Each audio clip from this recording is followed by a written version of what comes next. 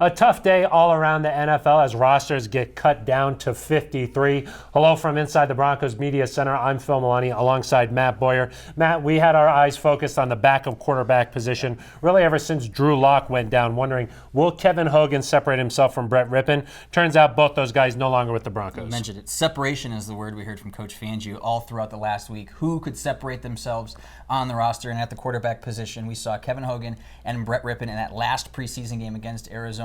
They led a couple of scoring drives, some nice long drives, but also, made some poor decisions, a couple of turnovers. But, it was kind of really symbolic of the entire preseason for those guys. Some good things, some bad things, some inconsistencies. But in the end, it looks like the Broncos are going to be looking for some type of veteran quarterback to kind of be that stopgap because Drew Lock not going to be ready for week one. Yeah, we've seen Drew Lock walking around with a type of cast on his injured thumb there.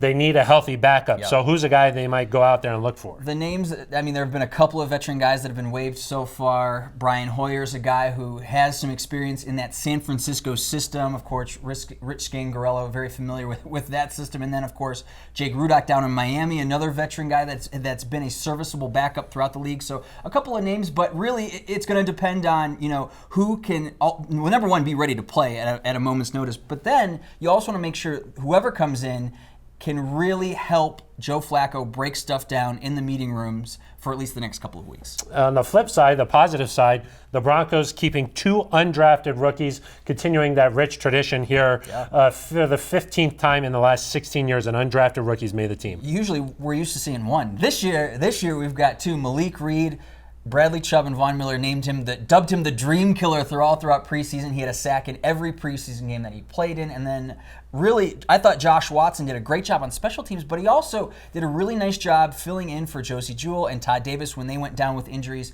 throughout training camp. He really did a great job taking advantage of his opportunities. So really nice to see those two guys making the most on the 53. Watson got burned against the Cardinals and then came back and forced that fumble. That's a great way to make the team if you're an undrafted guy. Who's a surprise guy who was on the list? Cravings getting waived was a bit of a surprise for me just because he's got the reputation of a guy coming out of USC. Vic Fangio wanted to see him become a complete safety, and it seemed like he could have gotten there, but obviously didn't do enough. Trey Marshall filling in for that fourth safety position on the roster. So I also thought River Craycraft did enough in that last preseason game. He makes the 53, could be a punt returner for the Broncos. And then Mike Purcell, great story on the defensive line, coming out of Highlands Ranch, has kind of floated around a little bit in the league, but hopefully can find a home here with the Broncos. A couple guys for me, Jamal Carter and Brendan Langley, familiar obviously with their work around here, but Jamal Carter trying to make the move to linebacker, that didn't quite work out for him, and then Brendan Langley trying to become a wide receiver, that obviously didn't do enough. No, and it's like learning a different language on the fly, right? I mean, it's really hard to go from safety to inside linebacker or corner to wide receiver, totally flipping, going from offense or defense to offense. So yeah, a tough day for those guys. But some of these candidates could be guys we see on the practice squad.